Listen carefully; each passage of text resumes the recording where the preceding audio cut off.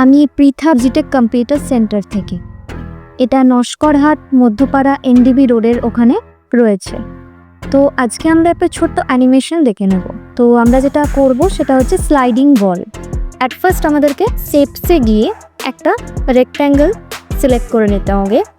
দেন shape ফিলে গিয়ে gradient যে অপশনটা আছে, তো সেখানে আমি আমার ইচ্ছা মতো যে কোনো একটা সিলেক্ট করে নিচ্ছি। কন্ট্রোল ডি করে আমি ডুপ্লিকেট করে নেব এবং যেভাবে স্টেয়ার্স হয় আপ ডাউন স্টেয়ার্স, তো আমি সেরকমভাবে সেট করে নেব লাস্টের পোর্শনটুকু বাদ দিয়ে। এটা হয়ে যাওয়ার পরে আমি অ্যাগেন শেপে যাব, একটা ওভাল যে শেপটা আছে সেটা ক্লিক করব এবং সেখানে আমাকে উইডথ অ্যান্ড হাইট সেম রাখতে হবে।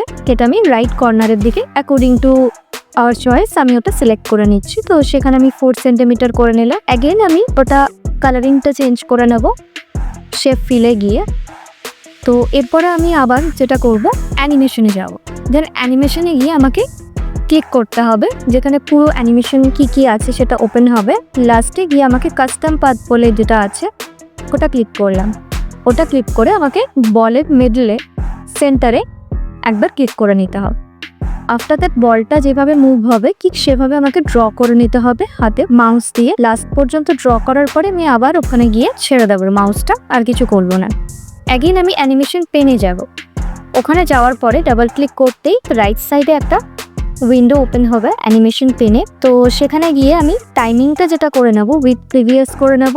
আফটার দ্যাট আমাকে সিলেক্ট করে নিতে হবে আমি স্লো, মিডিয়াম, ফাস্ট কীরকম মুভমেন্ট চাইছি এবং লাস্টে আমাকে until the end of slide ওটাতে ক্লিক করে নিতে হবে। লাস্টের যে বাটনটা রয়েছে। তো এই সমস্তটা করার পরে আমি অ্যাগেইন আবার শেপে যাব এবং রেক্ট্যাঙ্গেল নিয়ে জাস্ট একটা পিলারের মতো আমি অ্যাডজাস্ট করে নেব লাস্ট পোর্শনটা যেটা আমরা ছেড়ে গেছিলাম এবং ওটার আমি কালারিং চেঞ্জ করে দিলাম।